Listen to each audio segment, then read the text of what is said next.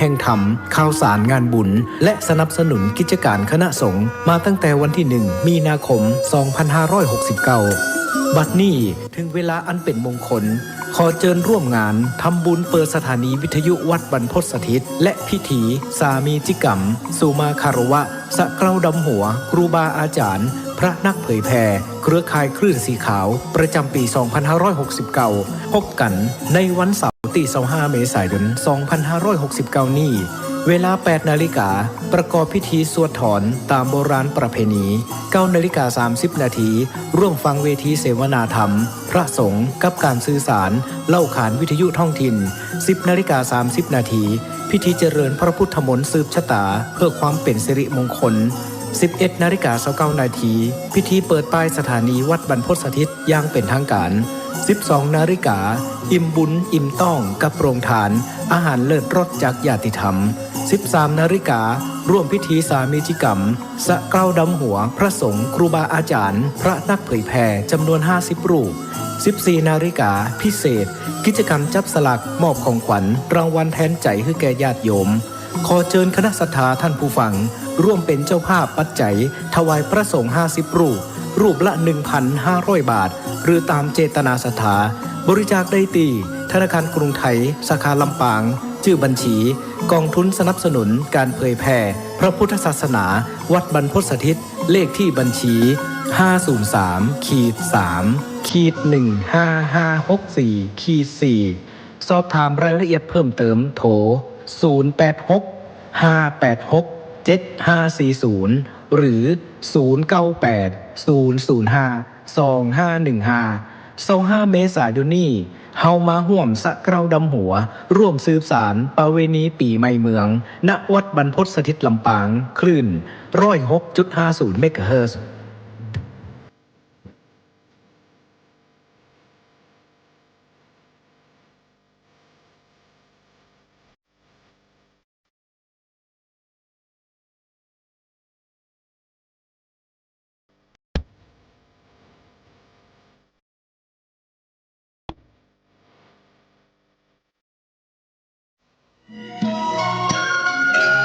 ข่าวสารเพื่อการประชาสัมพันธ์ขอเชิญร่วมงานบุญมุทิตาจิตอายุวัฒนมงคลพระครูวินัยธรนันทวัฒน์อิสระยาโนผู้ช่วยเจ้าวาดวัดดอนตันอำเภอแม่ริมจังหวัดเชียงใหม่ฉลองสมโภชครบรอบวัดดอนตัน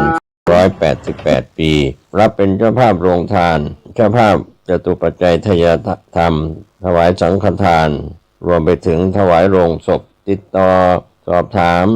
ได้ณวัดดอนตันตำบลเมืองแก้วอำเภอแม่ริมจังหวัดเชียงใหม่วันเสาร์ที่ 9 พฤษภาคม 2569 ได้บุญได้กุศลได้ความดีโดยทั่วหน้ากัน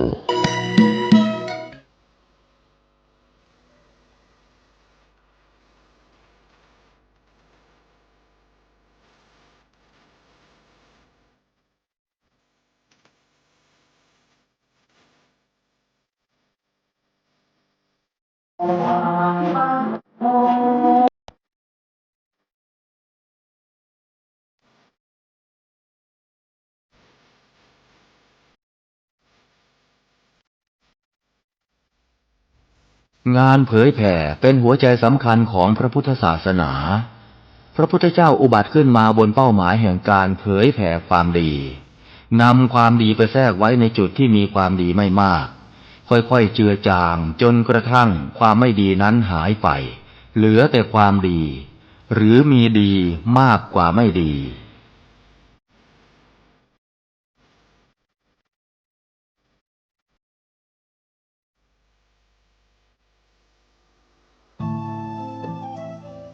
ท่านกำลังติดตามรับฟังสถานีวิทยุกระจายเสียงพระพุทธศาสนาแห่งชาติและสังคมคลื่นเพื่อการศึกษาพระพุทธศาสนาและวัฒนธรรมระบบ FM 104.5 เมกะเฮิรตซ์รายการต่อไปเป็นรายการคดีโลกคดีธรรมขอกราบถวายความนอบน้อมแด่พระรัตนตรัยถวายความเคารพพระมหาเถระพระเถรานุเถระทุกท่านขอเจริญสุขญาติโยมสาธุชน ที่กำลังติดตามรับฟังรายการจากสถานีวิทยุแห่งนี้ทุกท่านขอนำท่านผู้ฟังเข้าสู่รายการคดีโลกคดีธรรมพบกันในวันนี้วันขึ้น1 ค่ำเดือน 6วันนี้ตรงกับวันศุกร์ที่17 เมษายนพระพุทธศักราช2569รายการคดีโลกคดีธรรมมีให้ท่านผู้ฟังติดตามรับฟังเป็นประจำทุกวันทางสถานีวิทยุแห่งนี้ท่านสามารถติดตามรับฟังรายการนี้ผ่านทางโทรศัพท์มือถือได้โดยการดาวน์โหลดแอปพลิเคชันวิทยุพุทธศาสนาทั่วไทยท่านสามารถรับฟังสถานีวิทยุพระพุทธศาสนาที่รวมกันอยู่ในแอปพลิเคชันนี้40 กว่าสถานีได้โดยสะดวกสถานีวิทยุแต่ละสถานีนั้นคัดสรรธรรมะสาระที่ดีๆมามอบให้กับทุกท่านติดตามรับฟังกันเป็นประจำหลายสถานีออกอากาศตลอด24 ชั่วโมงท่านทำงานดึกดื่นเที่ยงคืนตี 1 ตี 2 3 4 5เพียงใดก็ตามสถานีวิทยุพระพุทธศาสนาเหล่านี้ก็ตามไปให้ความรู้แก่ท่านตลอด24 ชั่วโมงไม่ว่าจะเป็นวัดป่าจริยธรรมวัดศรีอุดมวงศ์วัดสามชุกวัดบ้านปลาคูนวัดอารามมงคลวัดสวนป่าดอนยานางวัดหนองกายวัดฝายหินวัดปากทางเจริญพร้อมด้วยเครือข่ายคลื่นธรรมะสีขาวเพื่อชาวประชาในภาคเหนือทั้งหมดซึ่งล้วนแล้วแต่มีธรรมะสาระที่เป็นประโยชน์ทั้งนั้นนำเปิดออกอากาศให้สาธุชนได้ศึกษาเรียนรู้กันรายการคดีโลกคดีธรรมนั้นเป็นรายการที่อัปเดตสถานการณ์บางอย่างที่เกี่ยวข้องกับพระบวรพุทธศาสนาโดยเฉพาะสถานการณ์ที่ทางรายการนำมาเสนอนั้นมันจำเป็นที่จะต้องพูดไปเกี่ยวข้องกับหน่วยงานที่เกี่ยวข้องและมีผลกระทบต่อพระพุทธศาสนาของเราจำเป็นต้องพูดถึงในบางโอกาสขอท่านผู้ฟังอย่าต่อว่าอย่าตำหนิถ้าไม่รู้อะไรจริงๆเนี่ยอย่าตำหนิมันเป็นบาปโยมถ้าคุณรู้ข้อมูลเหมือนอย่างที่ผู้ดำเนินรายการที่กำลังพูดอยู่รู้เนี่ย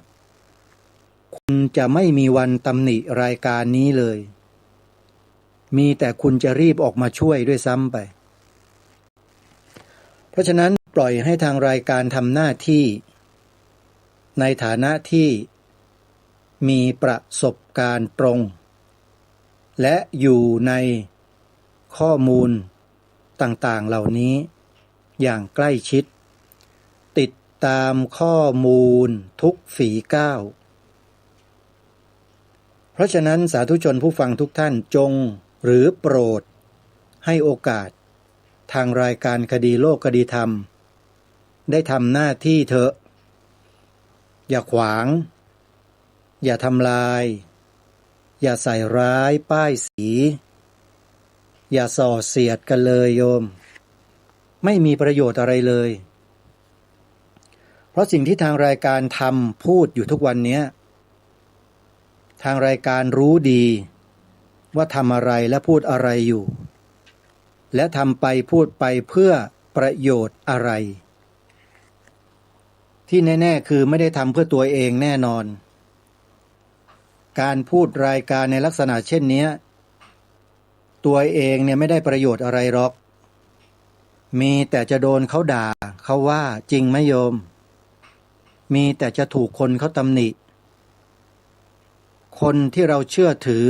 ที่เราคิดว่าเขาเป็นนักปฏิบัติธรรมมีความรู้ทางด้านทางธรรมเยอะแยะ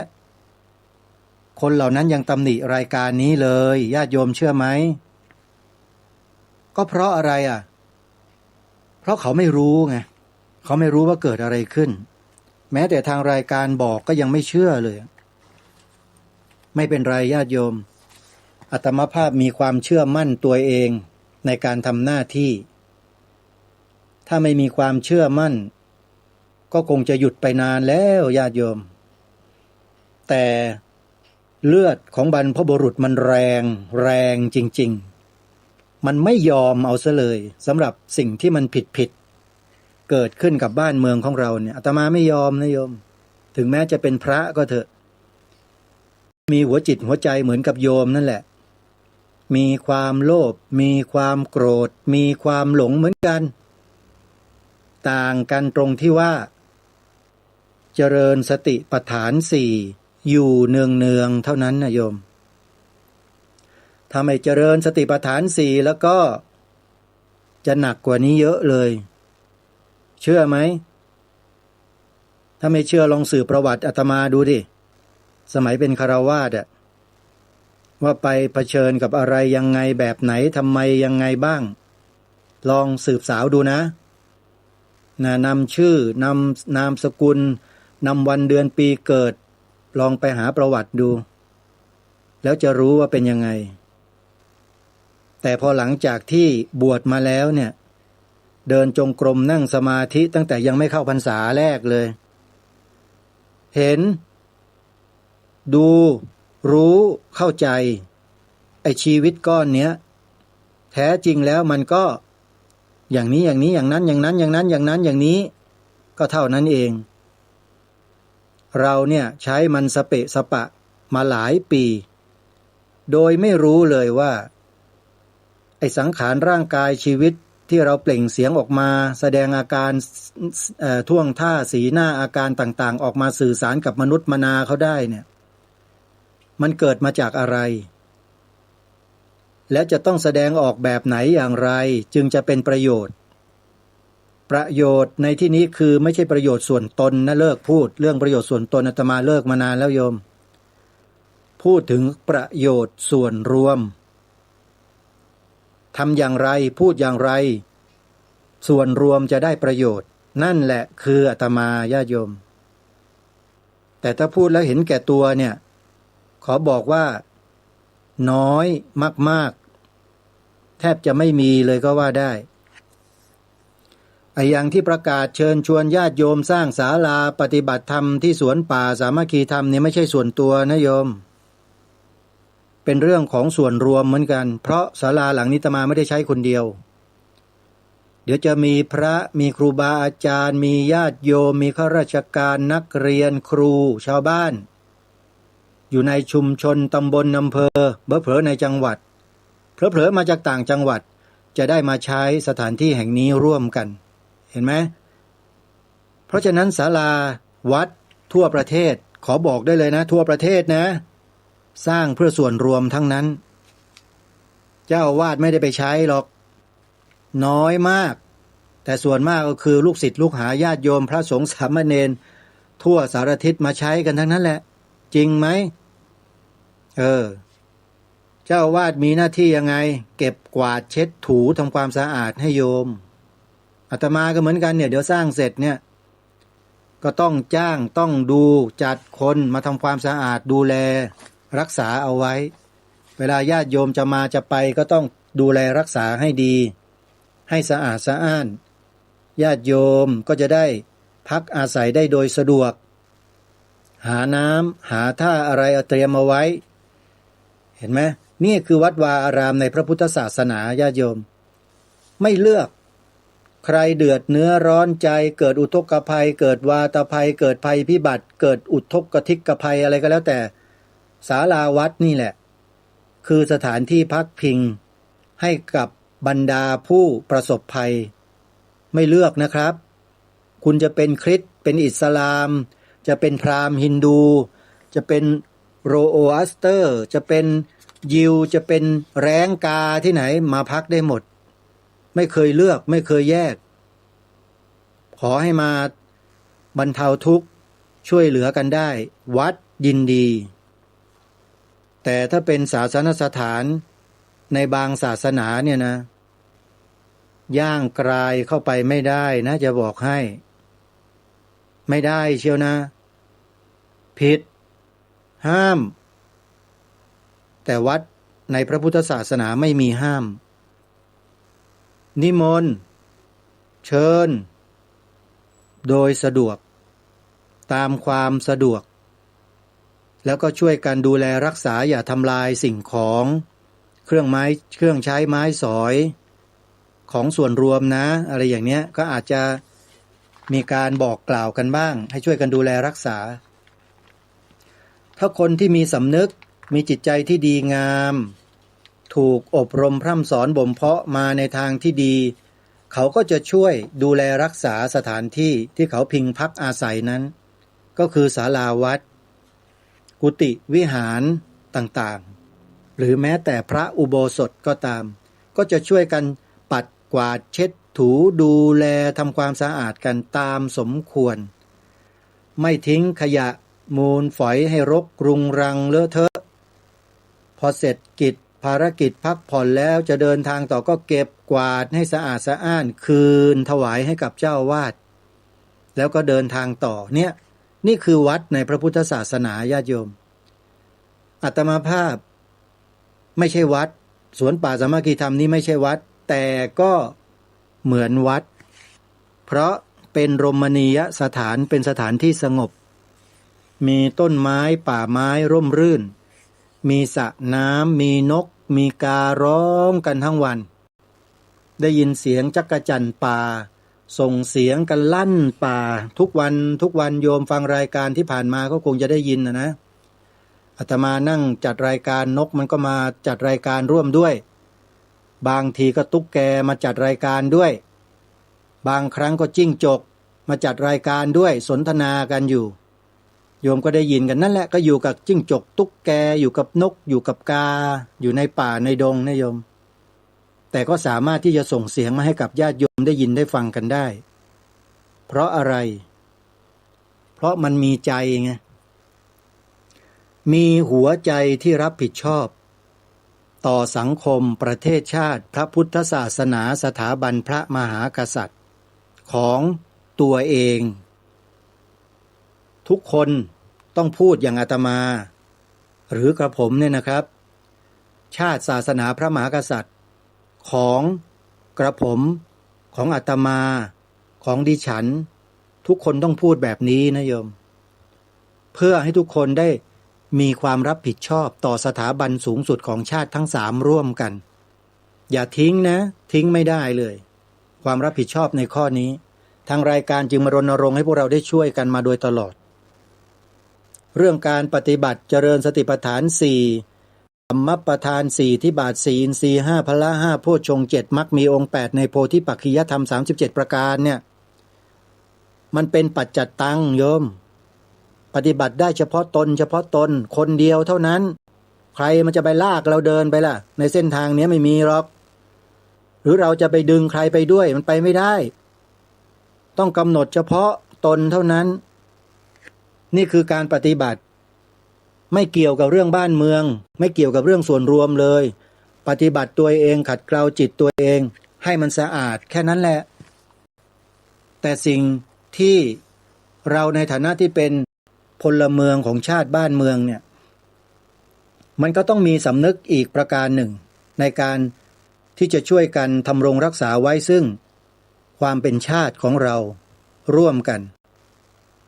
ทางรายการเมื่อมีข้อมูลอะไรก็ตามที่พอจะทำให้พวกเราซึ่งเป็นผู้ฟังได้เกิดจิตสำนึกกันขึ้นมาได้บ้างทางรายการก็พยายามที่จะน้อมนำมาให้พวกเราได้คิดพิจารณาแล้วหาทางที่จะทำให้ใจตัวของเราเองเนี่ยมันเกิดสำนึกขึ้นมาให้เพิ่มพูนและมากยิ่งขึ้นให้ได้ถ้าจะไปรณรงค์อย่างอื่น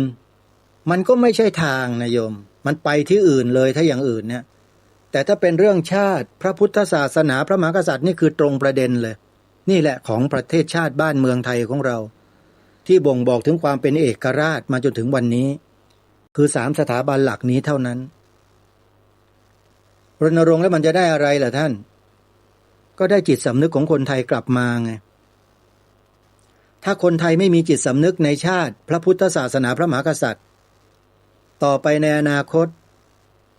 คนเหล่านั้นเขาจะปกป้องคุ้มครองรักษาสืบสารต่อยอดสถาบันสูงสุดของชาติทั้ง3นี้ต่อไปไหมถ้าเขาไม่มีสำนึก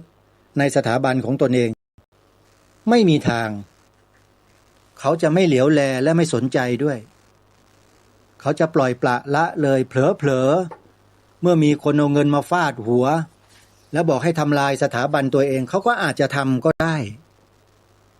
ซึ่งทุกท่านก็อาจจะทราบจากอปพส.บ้างแล้วนะว่ามีคนทำอย่างนั้นจริงๆอปพส.ก็มีข้อมูลญาติโยมอาตมาจึงให้เบอร์ให้อะไรต่างๆเพื่อญาติโยมจะได้ไปติดตามกันก็อย่าลืมติดตามเขานะโยมนะอปพส.พยัญชนะ4 ตัวอักษรย่อพิมพ์เข้าไปใน YouTube ใน TikTok ใน Facebook ใน Instagram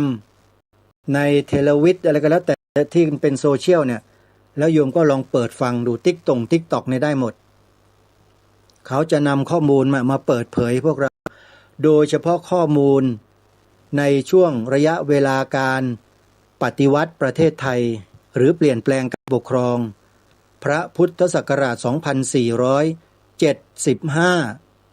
อปปส.มีข้อมูลเด็ดๆทั้งนั้นที่ไม่มีใครกล้าเปิดเผยอาตมาเคยพูดผ่านรายการว่าแม้การ์ตูนแอนิเมชัน2475ที่ว่าแน่ๆเนี่ยที่ฮือฮากันเนี่ยขอบอกเลยนะว่าไม่กล้ายังไม่กล้าเปิดเผยคนพวกนี้เลยข้างหลังเนี่ยของการปฏิวัติประเทศไทยเปลี่ยนแปลงการปกครองยึดพระราชอำนาจพระมหากษัตริย์เราเนี่ยไม่กล้าเปิดเผยแต่อปพส.เขากล้านะโยมอยากรู้ไหมล่ะถ้าอยากรู้จดเบอร์โทรศัพท์อปพส.ไว้แล้วอย่าลืมนะเขาออกมาเสียสละอย่างเนี้ยไม่มีเงินสนับสนุนงบประมาณจากที่ไหนนะโยมเป็นการสนับสนุนจากพี่น้องชาวไทยเราเท่านั้นแล้วอย่าคิดว่ามีคนสนับสนุนเยอะนะไม่เยอะนั่นน่ะที่เขาทำงานกันแบบนี้ก็เหมือนอาตมานี่แหละพูดจาแบบนี้ไม่มีใครก็บริจาคหรอกน้อยนอกจากคนที่เขารู้จริงๆศรัทธาจริงๆเข้าใจจริงๆเขาก็บริจาคช่วยมาสร้างศาลาต่างๆเนี่ยสวนป่าสามัคคีทำต้นไม้ปลูกต้นไม้ขุดสระน้ำนี่ก็ขุดบ่อน้ำแล้วเนี่ยบ่อน้ำนี่ขุดแล้วนะแต่ยังไม่มีเจ้าภาพก็ไม่รู้เหมือนกันว่าใครจะมีบุญได้เป็นเจ้าภาพบ่อน้ำโยมบ่อน้ำบาดาลนะใช้งบประมาณในการขุดเนี่ยบ่อละ 17,500 บาท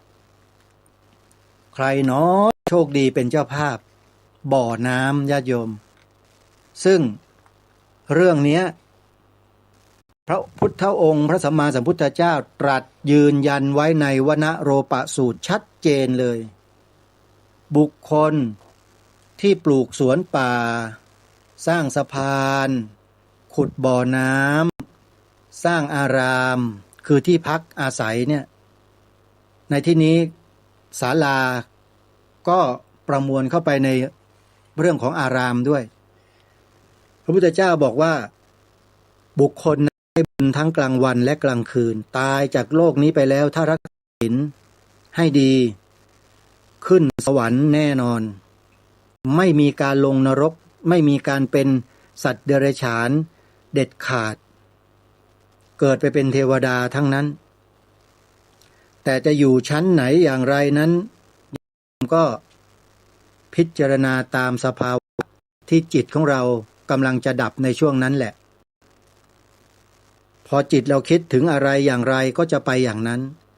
แต่ในเบื้องต้นเนี่ยพระพุทธเจ้าตรัสยืนยันไว้แล้วให้สบายใจได้ถึง 90% แล้วแหละว่าไปสวรรค์แน่แต่อีก 10% นั่นน่ะก็คืออุบัติเหตุมันอาจจะเกิดขึ้น บางทีกำลังเดินไปอย่างลื่นไหลยังจะไปสวรรค์สะดุดปุ๊กลงไปลงนรกก็มีเหมือนกันนะประมาทไปนิดนึงคือไม่กำหนดสติให้ต่อเนื่องเห็นว่าจะไปสวรรค์แล้วดีใจใหญ่เดินแบบประมาทเลยพอเจอตอนิดเดียวสะดุดล้มหัวทิ่มตำลงไปอยู่นรกเลยแทนที่จะขึ้นไปสวรรค์แต่ก็ไปอยู่แป๊บเดียวนั่นแหละอันนี้อุปมาให้ฟังเฉยๆนะสำหรับคนที่ทำความดีไว้อย่างมากมายเนี่ยเขาก็ไม่ลำบากทุกข์ร้อนอะไรนานหรอกแล้วเสร็จแล้วเขาก็ขึ้นสวรรค์กลับมาเกิดเป็นมนุษย์เป็นบารมีสร้างกุศลกันต่ออย่างก็เวียนกันไปเวียนกันมาอยู่อย่างนี้แหละโยมเนี่ยพูดถึงการเวียนว่ายตายเกิดอาตมาภาพก็อดไม่ได้นะที่จะพูดถึงบุคคลคนนี้อีกเมื่อวานนี้ก็ได้รับอนุญาตจากโรงพยาบาลให้ออกมารักษาตัวตามอาการอยู่ที่บ้านแล้วจะเป็นอย่างไรนั้นอาตมาภาพกำลังเดินทางวันนี้เดินทางไปที่จังหวัดสุรินทร์แล้วก็จะแวะเยี่ยมผู้ป่วยท่านนี้ที่เคยปรารภกับท่านผู้ฟังไปว่าเป็นเส้นเลือดในสมองตีบแล้วหมอไม่เยียวยารักษาให้ทันท่วงทีปล่อยเอาไว้ดูอาการแล้วให้ยาอะไรมากินก็ไม่รู้ให้คนป่วยกินมา2 วันคนป่วยก็อยากจะย้ายโรงพยาบาลญาติก็อยากจะย้ายโรงพยาบาลเข้าไปในศูนย์ในจังหวัดเพราะมีเครื่องไม้เครื่องมือมีหมอที่เชี่ยวชาญก็จะรักษาให้ทันท่วงทีก็ไม่ยอมให้ไปจนโยมก็โทรมาหาอาตมาเนี่ยขอความช่วยเหลืออาตมาก็โทรไปเลยบอกผู้ใหญ่ในจังหวัดสุรินทร์นั่นแหละผู้ใหญ่ท่านก็โทรเข้าโรงพยาบาลเลยสั่งการบอกให้ย้ายคนป่วยปรากฏว่าโรงพยาบาลรับปากแต่ไม่ดำเนินการอะไรเลยแม้แต่รถเข็นวีลแชร์ก็ไม่ให้ผู้ป่วยนั่งต้องให้ญาติหามปีกหามแขนขาไปเนี่ยขึ้นรถส่วนตัวแล้วก็ไปที่โรงพยาบาลศูนย์ในจังหวัดไปถึงหมอที่โรงพยาบาลศูนย์จังหวัดสุรินทร์บอกว่าทำไมพามาช้าจังโยมลองคิดดูสิว่าถ้าโยมเป็นญาติของผู้ป่วยท่านเนี้ยโยมจะมีความรู้สึกยังไงกับการกระทำของโรงพยาบาลที่ไปรักษาตัวในวันแรกวินาทีแรกแล้วก็ปล่อยไว้อย่างนี้จนกระทั่งสายเกินไปเป็นโยมเป็นญาติแล้วโยมจะคิดยังไงนี่แหละคือบ้านเมืองของเราเป็นอย่างนี้แหละโยมถ้าลองโยมผู้ป่วยคนนี้ลองมีเงินแล้วเป็นที่รู้จักมียศตำแหน่งใหญ่โตดิวิ่งกันวุ่นกันทั้งโรงพยาบาลนะรีบเอารถชั้น1ส่งด่วนศูนย์พยาบาลในเมืองทันทีติดต่อหมอติดต่อผู้เชี่ยวชาญทันทีเข้าห้องผ่าตัดโชะเชะโชะเชะจบภายในวันเดียวจริงไหมนี่ไงบ้านเมืองไทยของเราโยมคนนี้เป็นโยมอุปถัมภ์สวนป่าสามัคคีธรรมของอาตมาตั้งแต่เริ่มต้นแล้วจะไม่ให้อาตมาพูดได้ไงญาติโยมทำกันแบบนี้ก็ต้องพูดแต่จะไม่เอ่ยถึงโรงพยาบาลหรอกว่าโรงพยาบาลอะไรเชื่อว่าชาวสุรินทร์ที่ฟังอยู่เนี่ยแถวชายขอบระหว่างชายแดนไทยกับ101ชายแดนสุรินทร์กับ101เนี่ยที่ฟังสถานีวิทยุขณะนี้อยู่ก็คงจะทราบดีว่าโรงพยาบาลอะไรอาตมาไม่ถือโทษโกรธเคืองแล้วมันจบไปแล้วโยมแต่ที่จะปรารภกับพวกเราคือมันน่าเสียดายโยมเสียดายมากโอกาสมันมีอยู่แล้วแต่ไม่ให้โอกาสนี่แหละคือการไม่ให้โอกาสกันนี่แหละมันทำให้สูญเสียประโยชน์อย่างมากนะฮะแทนที่จะได้มันกลับไม่ได้แล้วแถมมันยังเสียอีกด้วยและคุณโยมท่านเนี้ยที่ให้หมอให้กลับออกจากโรงพยาบาลแล้วกลับบ้านเนี่ยไม่ใช่ว่าหายนะโยมหมอปฏิเสธการรักษาบอกว่ารักษาไม่ได้แล้วอาตมาก็ไม่รู้จะพูดยังไงโยมเราเนี่ยถูกสอนมาว่าต้องเชื่อฟังหมอใช่ไหมหมอว่าอะไรก็ต้องเชื่อใช่ไหมโยมหมอบอกว่าผิดก็ต้องบอกว่าผิดหมอบอกว่าถูกก็ต้องบอกว่าถูกใช่ไหมหมอบอกว่าอันนี้รักษาไม่ได้นะก็ต้องเชื่อใช่ไหมหมอบอกว่าอันนี้ผ่าเลยนะเราก็ต้องผ่าใช่ไหม เราถูกสอนถูกเรียนกันมาแบบนี้ใช่แล้วป่ะโยมนี่ไงนี่แหละคือสิ่งที่มันเป็นอยู่ในบ้านในเมืองของเราแล้วก็เป็นทั้งโลกชีวิตของคนเราเนี่ยก็เท่านี้แหละโยมไม่มีอะไรจะดีไปกว่านี้นอกจากพระธรรมคำสอนของพระสัมมาสัมพุทธเจ้าที่นำไปสู่ความพ้นทุกข์เท่านั้นเองอย่ามาหาความพ้นทุกข์กับกระแสโลกียะกระแสโลกที่มันกำลังเป็นไปอยู่ตอนนี้ไม่มีทางหรอกโยมพ้นไม่ได้เลยมีแต่จะทุกข์ทรมานยิ่งขึ้นถ้าหันเข้ามาสู่พระธรรมคำสอนพระสัมมาสัมพุทธเจ้าศึกษาเรียนรู้ปฏิบัติให้เข้าถึงสภาวะตามความเป็นจริงแล้วเห็นแจ้งแล้วเราจะอยู่ในโลกใบนี้ได้โดยเราไม่ต้องทุกข์เนื้อทุกข์ร้อนอาทรใจอะไรเหมือนอย่างที่เราเคยเป็นมาก่อนเลยเพราะเรามาศึกษาเรียนรู้จนเข้าใจมีแต่ธรรมะพระพุทธเจ้าที่จะแก้ป่วยพวกเราได้สิ่งที่เราเห็นเรารู้เราดูเราเข้าใจกันอยู่เนี่ยมันแก้ไม่ได้ดูสิฮะเขาบอกว่ารักษาไม่ได้เห็นแล้วยังจบโยมอารีเฮมรำก็คงจะต้องทำใจญาติก็ต้องทำใจนะลูกภรรยาเพื่อนมิตรสหายก็ต้องทำใจเพราะเราถูกสอนมาว่าต้องฟังต้องเชื่อหมอถูกไหมหมอบอกรักษาไม่ได้กลับบ้านก็ต้องกลับหมอบอกว่ายังไม่ให้ไปกลับไม่ได้ย้ายไม่ได้ก็ต้องนอนใช่ไหมโยมแต่พอนอนแล้วไปอีกโรงพยาบาลหนึ่งเขาบอกว่ามาทำไมมาช้าทำไมไม่มาให้เร็วกว่านี้มันสายไปแล้วเห็นมาตรฐานหรือยังท่านผู้ฟังนี่แหละคือมาตรฐานที่เขาสร้างและเขาทำขึ้นมาในโลกใบนี้มันก็เป็นอย่างนี้นี่แหละก็ทำใจได้อย่างเดียวท่านผู้ฟังอาตมาภาพก็เดี๋ยวสักครู่หนึ่งก็คงจะได้เข้าเยี่ยมเข้าพบผู้ป่วยคือโยมารีเฮมรำที่กำลังนอนป่วยอย่างหนักอยู่ตอนนี้แล้วก็ไม่รู้จะหาช่องทางในการช่วยเหลืออย่างไรเพราะถูกปฏิเสธในการรักษาแล้วจากโรงพยาบาลก็ต้องใช้ปาฏิหาริย์อย่างเดียวแต่ไม่รู้จะไปหาปาฏิหาริย์จากไหนแล้วโยมนอกจากเทวดาที่ท่านจะต้องใช้ฤทธานุภาพแล้วล่ะช่วยเปิดเลือดในสมองของโยมอารีเฮมรำเนี่ยให้เลือดไปเลี้ยงสมองให้ได้ในเวลานี้เพื่อให้ลดอาการบวมของสมองแล้วก็ยุบลงในที่สุดอาการกลับมาเป็นปกติพวกเราก็ต้องช่วยกันสวดมนต์ภาวนาแล้วก็ส่งกระแสจิตให้โยมารีเฮมรำกันด้วยนะโยมนะให้โยมารีเนี่ยหายจากอาการป่วยนั้นอย่างปาฏิหาริย์แล้วจะได้กลับมาช่วยพระศาสนากันอีกย่ายเยอะเลยโยมารีเนี่ยเขาตั้งใจเอาไว้อย่างมากเลยนะโยมารีเฮมรำที่จะทำงานให้กับพระพุทธศาสนาของเราเนี่ยแต่ต้องมาพบกับการเจ็บไข้ได้ป่วยตรงนี้กลางคันซะก่อนเราก็ต้องหาทางที่จะเยียวยารักษาและช่วยเหลือกันต่อไปนะโยมนะอาตมาภาพก็ได้รับโทรศัพท์จากท่านอาจารย์หมอสุพัฒน์อดีตหลวงพ่อวัดสระแก้วอำเภอลาดยาวจังหวัดนครสวรรค์ที่ท่านเก่งเรื่องสมุนไพรนี่แหละโทรมาก็เลยคุยให้ฟังท่านก็บอกว่าไม่มีปัญหาท่านว่านะเดี๋ยวผมจะส่งสมุนไพรไปให้ลูกศิษย์ผมที่เป็นอย่างเนี้ยหายกันมานักต่อนักแล้วนะว่าก็ขอให้พบยาดีหมอดีเทวดาช่วยป่วยก็ขอให้หายโรคภัยก็ขอให้ปลิดทิ้งให้หมดให้หายนะโยมนะ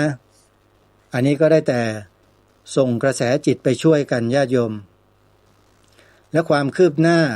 อาการป่วยของโยมารีเป็นอย่างไรนั้นเดี๋ยวจะนำมาเล่าสู่ให้ญาติโยมสาธุชนได้ฟังกันในโอกาสต่อไปนะโยมนะก็ ถือว่าเป็นอีกเคสหนึ่งที่อาตมาภาพประสบด้วยตัวเองและรู้จักกับผู้ป่วยด้วยตัวเองสนิทชิดเชื้อเป็นโยมอุปถัมภ์อุปถากให้สวนป่าสามัคคีธรรมมาตั้งแต่เริ่มต้นตั้งแต่วันปลูกป่ามาแล้วนะฮะแล้วโยมมารีก็เป็นคนที่มีจิตใจมุ่งมั่นทำอะไรแล้วที่จะไม่สำเร็จนั้นไม่เคยมีสำหรับคนคนนี้นะฉายาของเขาที่เขียนไว้ข้างรถเวลาขับไปขายตามตลาดนัดจังหวัดสุรินทร์จังหวัดบุรีรัมย์แถวอำเภอกระสังเนี่ย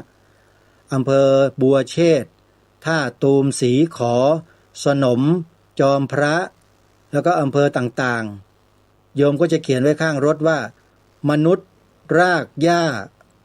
ยอดพ่อค้าหัวใจทรนง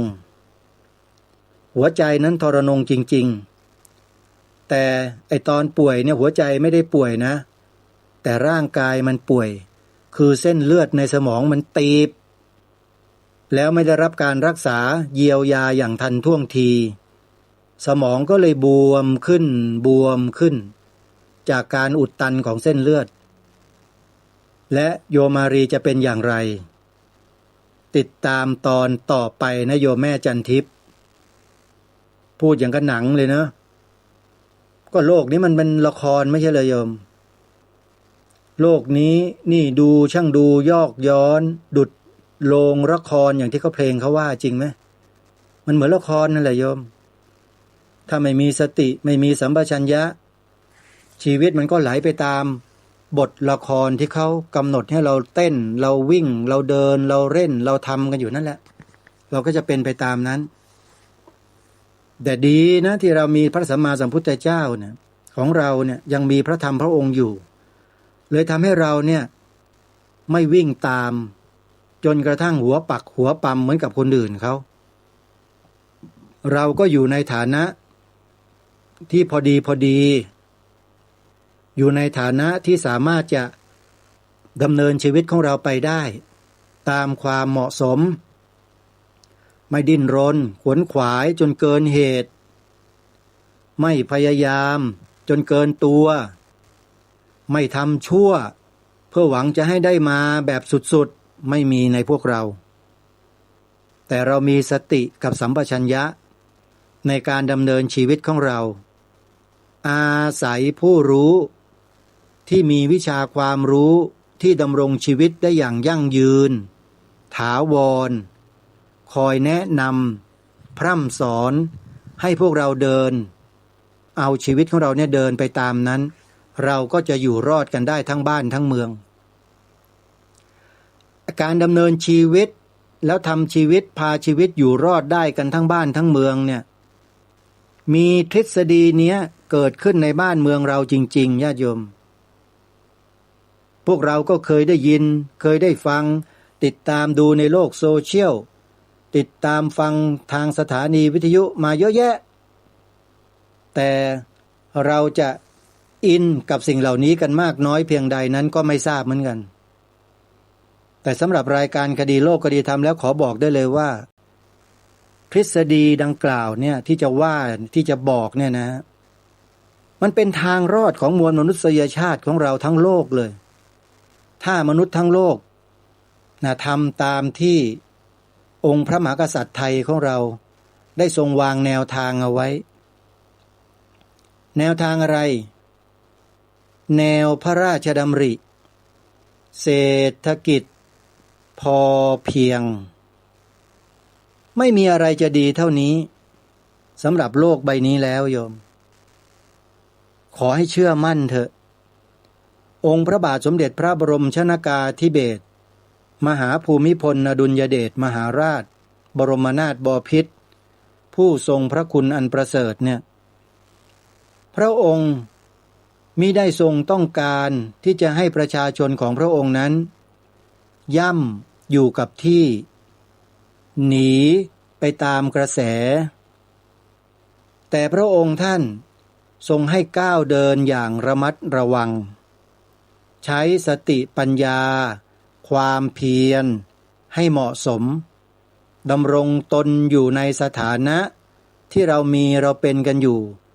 แบบที่เรามีเราเป็น ไม่ต้องไปดิ้นรนขวนขวายจะต้องเป็นน้องเป็นนิกเป็นแนกเป็นเนาะอะไรต่างๆที่เขาว่ากันนะไม่ต้อง พระองค์ท่านไม่ได้ทรงส่งเสริมสิ่งเหล่านั้นเลยเพราะพระองค์ทรงทราบดีว่าเมื่อมนุษย์ไปส่งเสริมสิ่งเหล่านั้นมนุษย์นั่นแหละจะพบเจอกับทางตันแบบไปไม่ได้แล้วก็จะล้มระเนระนาดกันหมดและณเวลานี้พระราชดำรัสที่พระองค์ได้ตรัสไว้นั้นเริ่มจะปรากฏเป็นความจริงเพิ่มขึ้นทุกทีประเทศบางประเทศในแถบยุโรปที่เคยมั่งคั่งอู้ฟู่ไม่มีหนี้ไม่มีสินประชาชนมีรายได้ต่อหัวเป็นจำนวนมากเดินทางไปเที่ยวต่างประเทศรอบโลกทั่วโลกอย่างสบายๆรัฐบาลก็มั่งคั่งโอ้ยประเทศร่ำรวยมากแต่ปัจจุบันนี้ตกต่ำลงเป็นหนี้สาธารณะติดอันดับโลกไปแล้วโยมถ้าเอ่ยชื่อประเทศเนี่ยหลายคนอาจจะไม่เชื่อก็ได้เพราะไม่เคยติดตามข่าวใช่ไหมโยมเคยได้ยินชื่อประเทศนี้ไหมโยมประเทศที่มีน้ำหอมดังๆยี่ห้อดังๆมีกระเป๋าแบรนด์ดังๆมีแฟชั่นอันดับหนึ่งของโลกเป็นเมืองแฟชั่นนะโยมประเทศที่มีเป็นประเทศแฟชั่นชั้นนำของโลกนะโยมนั่นแหละประเทศนั้นแหละถ้าจะบอกอีกอย่างหนึ่งก็น่าจะตอบกันได้เลยนะก็คือประเทศที่มีหอไอเฟลโยมบัดนี้กำลังตกต่ำทางด้านเศรษฐกิจแบบสุดๆมีหนี้สาธารณะท่วมท้นเหลือเกินตอนนี้และไม่ใช่เฉพาะประเทศนี้ประเทศเดียวนะอีกหลายประเทศในยุโรปก็จะเป็นไปตามนี้กันทั้งนั้นเลยมันจะจบลงและสุดท้ายเนี่ยถ้าคนเหล่านี้หรือรัฐบาลของประเทศเหล่านี้ยังย่ำอยู่กับที่เหล่านั้นอยู่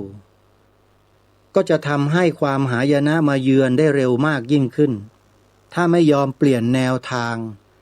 การบริหารพัฒนาชาติบ้านเมืองของเขาให้มันสอดรับสอดคล้องกับความเป็นจริงของมนุษย์ที่มีอยู่ในโลกใบนี้ในบ้านนี้เมืองนี้บ้านเขาเมืองเราก็แล้วแต่ที่จะต้องกินอาหารโยมลองดูสิคุณมีทองคำ1 คันรถ10 ล้อแต่เรามีข้าวสารอยู่เต็มยุ้งเลยในหนองน้ำก็มีปลามีปูมีหอยมีสัตว์น้ำที่พร้อมจะเป็นอาหารเราในเรือกสวนต่างๆก็มีผลไม้มีสมุนไพรมีผักมีพืชพันธุ์ธัญญาหารสมบูรณ์เป็นอาหารทั้งนั้นเลยเสร็จแล้วคนที่มีทองคำอยู่1 รถ 10 ล้อเต็มๆเนี่ยเขาไม่ได้ทำอะไรเลยที่ผ่านมาเขาใช้แต่ทองคำนี่แหละไปแลกไปจ่ายไปซื้อไปอะไรต่างๆถามว่าระหว่างคนมีทองคำแล้วอยู่กับทองคำแบบนั้นและระบบการขายการอะไรต่างๆมันหยุดชะงักหมดแล้วระบบเศรษฐกิจไม่เดินแล้วเนี่ยทองคำนั้นจะทำประโยชน์อะไรได้บ้างโยมเอามานั่งต้มผัดแกงเผาปิ้งแล้วมากินได้ไหมโยมไม่ได้แต่คนที่เป็นเจ้าของสวนเจ้าของนาเจ้าของหนองน้ำป่าไม้เล็กๆพืชพันธุ์ธัญญาหารที่อุดมสมบูรณ์อยู่ในพื้นที่เล็กๆเนี่ยเขามีชีวิตของเขาอยู่รอดได้ต่อไปและตลอดไปไม่โยมแล้วถ้าจะให้คนนั้นบอกว่าเอาทองคำ1 ก้อนมาแลกอาหารตรงนั้นตรงนี้แล้วชี้จะเอาไอ้นั่นนี่ชาวนาชาวสวนคนนี้เขาจะยอมไหมโยมเขาไม่เอาหรอกเอามาก็กินอะไรไม่ได้เอาไปทำอะไรไม่ได้เลยเพราะมันจบมันพังหมดแล้วระบบเศรษฐกิจโลกมันไม่เหลือแล้วไงนั่นคืออนาคตที่มันอาจจะเกิดขึ้นข้างหน้านี้นะตามคำทำนายในหลายๆสำนักที่เขาทำนายกันไว้แล้วมันก็จะเกิดภัยพิบัติเกิดโรคระบาดเกิดสงครามเกิดการฆ่าล้างเผ่าพันธุ์มนุษย์ อันนี้เขาพูดกันในสำนักต่างๆหรือไม่ใช่สำนักหรือจะเป็นอะไรสำนึกอะไรก็แล้วแต่เถอะที่เขาว่ากันมาเนี่ยเราก็ฟังหูแล้วก็ไว้หูแล้วก็ดูสถานการณ์จริงด้วยว่ามันเกิดตามคำทำนายของสำนักต่างๆเหล่านี้ขึ้นบ้างหรือยังและถ้ามันเกิดแล้วมันเกิดยังไงมันเป็นอย่างไรเหมือนอย่างที่เขาว่าไว้ไหมศึกษาเทียบเคียงผลที่ปรากฏด้วยไม่ใช่เชื่อแต่พุทธพือนะอาตมานี่ไม่เคยเชื่อนะนอกจากผลมันปรากฏแล้วนั่นแหละจึงจะเชื่อแต่ถ้าผลยังไม่ปรากฏนี่ไม่เคยเชื่อเลยสำนักเหล่านี้ทำนายอย่างนั้นโลกจะวิบัติอย่างนี้น้ำจะท่วมโลกอย่างนั้นจะเกิดภัยพิบัติรุนแรงตรงโน้นอย่างนี้ไม่เชื่อจนกว่าจะเกิดนั่นแหละถึงเชื่อแต่ก็ไม่ประมาทนะโยมไม่เคยประมาทเลยเราก็เตรียมการเอาไว้ด้วยนะอะไรที่สามารถป้องกันได้เราก็ดำเนินการเพื่อเป็นการป้องกันเอาไว้นะป้องกันในระยะยาวทำอย่างไรในระยะสั้นๆทำอย่างไรเร่งด่วนทำอย่างไรเนี่ยต้องมีการวางแผนชีวิตเอาไว้เลยนี่คือความไม่ประมาทไงสำนักต่างๆเขาทำนายมาเขาวิเคราะห์มาเขาวิจัยมานักวิทยาศาสตร์ของนาซาของอะไรต่อไม่อะไรเยอะแยะเขาก็วิเคราะห์แล้วทำการวิจัยแล้วผลออกมาแล้วว่ามันเป็นอย่างนี้อย่างนี้อย่างนี้แล้วมันก็ไปตรงกับสำนักนั้นๆที่ทำนายด้วยไพ่ยิปซีบ้างทำนายด้วยทางในบ้างทำนายด้วยสมาธิบ้างทำนายด้วยอะไรต่อไม่อะไรทายแมชชีนไปในอนาคตมาแล้วบ้างแล้วกลับมาเล่าให้ฟังบ้างอาตมานี่ติดตามดูหมดไม่มีเหลือเลยโยมแม้แต่อิลูมินาติก็ติดตามดูนะไม่ธรรมดานะโยมรายการคดีโลกคดีธรรมเนี่ยศึกษานอกตำราเยอะมากที่ในตำราไม่มีอ่านไม่มีเขียนไม่มีเรียนกันนะแล้วก็รู้สึกว่าจะได้ความรู้ดีด้วยดีกว่าในตำราเยอะเลยนะตำราเขาไม่บอกว่าโลกนี้ถูกควบคุมด้วยใครควบคุมยังไงทำกลไกทำให้มนุษย์ติดกับที่เขาวางไว้อย่างไรเนี่ยในนอกตำราเขาบอกไว้หมดเลยนะแต่ในตำราไม่มีในตำราบอกว่าดีคุณจบปริญญาเอกคุณเป็นศาสตราจารย์ด็อกเตอร์สุดยอดเนี่ยเขาชมเขาเชียร์กันแบบนั้นโยมแล้วมนุษย์ก็วิ่งไปสู่สิ่งเหล่านั้นที่เขาวางกับดักเอาไว้แล้วก็ไปติดกันนะเต็มไปหมดพอมันล้มลงเท่านั้นแหละระบบมันล้มเมื่อไหร่นะจบทันทียกตัวอย่างเห็นง่ายๆแล้วกันลูกหลานโยมที่มันทิ้งบ้านทิ้งนาทิ้งไร่และไปรับใช้อุตสาหกรรมอยู่ในเมืองโยมในนิคมอุตสาหกรรมต่างๆเนี่ยพอโรงงานอุตสาหกรรมนั้นเจ๊งเป็นไงโยม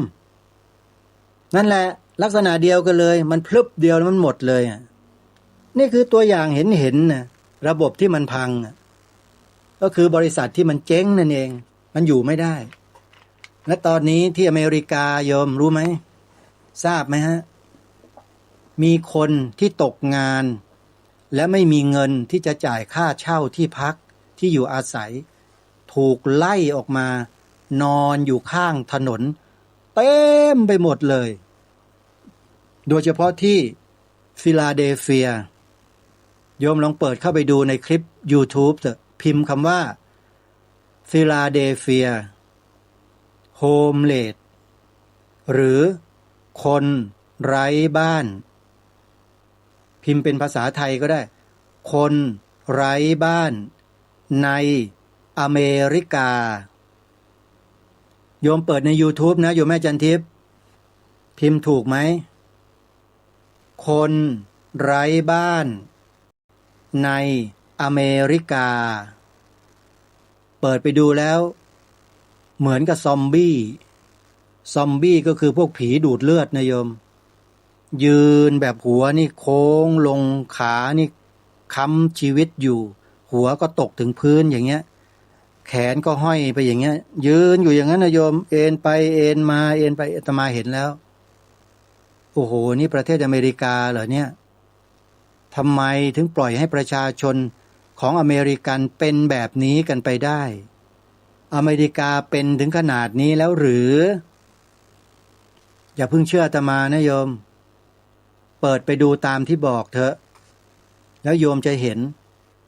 พิมพ์ชื่อนี้นะคนไร้บ้านในอเมริกาลองเปิดดูเถอะจะพบคนที่นอนอยู่ข้างถนนในฟิลาเดลเฟียเนี่ยเยอะที่สุดในเมืองหลวงใหญ่ๆตามใต้ถุนสะพานตามที่สาธารณะตามข้างถนนมีเต็มไปหมดเลยแล้วก็จะเพิ่มขึ้นไม่มีวันลดเพราะว่าระบบที่เดินตามกันมาเนี่ยมันกำลังจะพังระบบเงินทุนระบบเศรษฐกิจ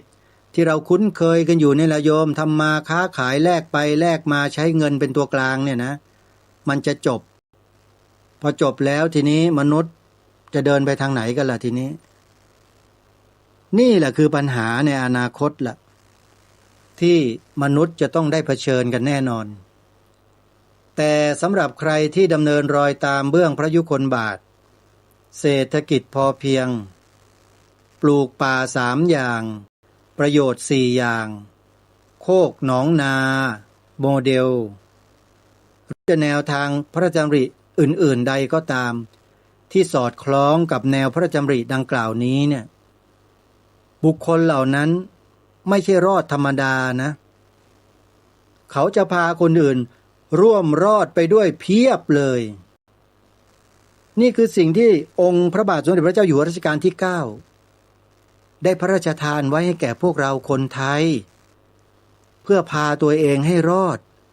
ในวิกฤตการณ์ของโลกที่มันกำลังบีบเข้ามาทุกขณะถ้าไม่รีบดำเนินการตั้งแต่เดี๋ยวนี้นะมันจะสายเกินนะขอบอกไว้นะกว่าถั่วจะสุกงาก็ไม่กว่าจะขึ้นรถไฟได้รถไฟมันก็ออกไปแล้วก็เดินไปตามรางมันเท่านั้นนะโยมอันนี้คืออุปมาให้ฟังอะไรก็ตามที่เมื่อมีสัญญาณบ่งบอกมาอย่างชัดเจนแล้วยืนยันแล้วสิ่งที่จะต้องดำเนินการพิสูจน์แล้ววิจัยแล้วทดลองทดสอบจนเห็นผลแล้วว่าเป็นทางรอดหนึ่งเดียวแล้วเนี่ย